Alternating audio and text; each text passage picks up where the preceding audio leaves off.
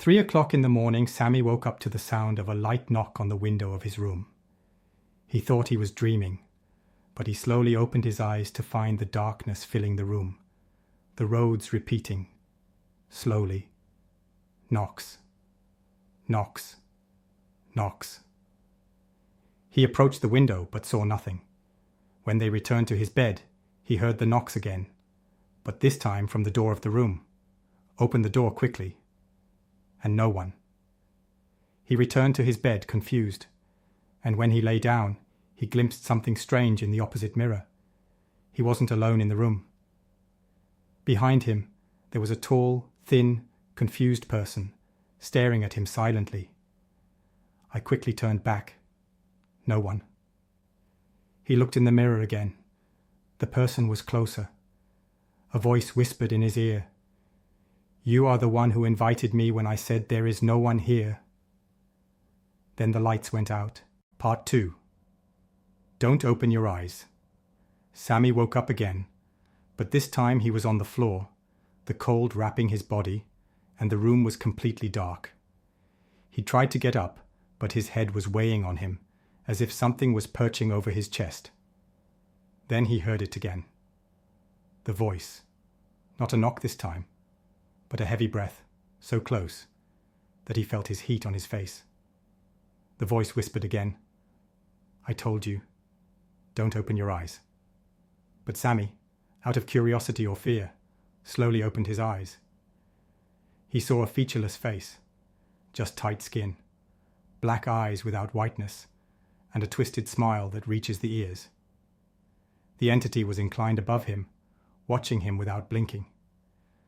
Then he heard the sounds of footsteps, not in the room, but under the ground, as if someone is moving under his bed, or inside it.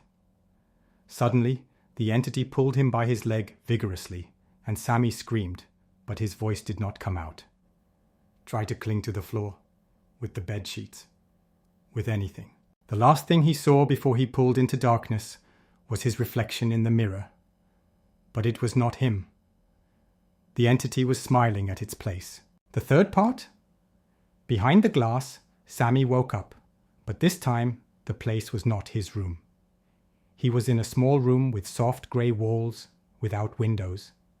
Just a large mirror on the opposite wall, similar to the mirror of investigations in police stations. He advanced towards her and stood in front of her. His reflection was confused. He was standing, but his reflection was smiling and nodding, as if he knew something that Sammy didn't know. A voice from behind the mirror whispered, "You have entered our world. Now you are the reflector, not us." Then he saw his body in the mirror starting to move on his own. Sammy didn't move, but he saw his image moving away from the glass, walking, opening a door that wasn't in the real room, and going out. Suddenly, everything went out. The room turned black, and an inner voice began to echo in his head. "You are now locked up here, the place of everyone who broke the base and opened his eyes." Since then, people don't see Sammy. Sometimes they hint at him in the mirrors, behind them, staring, waiting for them to open their eyes when they shouldn't. End. The mirrors are unforgettable. Days have passed, or maybe years, and Sammy doesn't know. In the mirror world, there is no time, only repeated reflections, locked faces, and souls screaming without a voice. In the real world, people began to notice strange things. A little girl screams whenever she passes by a mirror and says, "The man inside is smiling at me, but his eyes are crying." As for Sammy's mother, she was cleaning his room one evening, and when she looked in the mirror, she saw something that made her heart freeze. She saw Sammy standing behind her, with wide eyes, pressing his palm against the glass from the inside, and muttering with his lips, "Get them out, before they take someone else."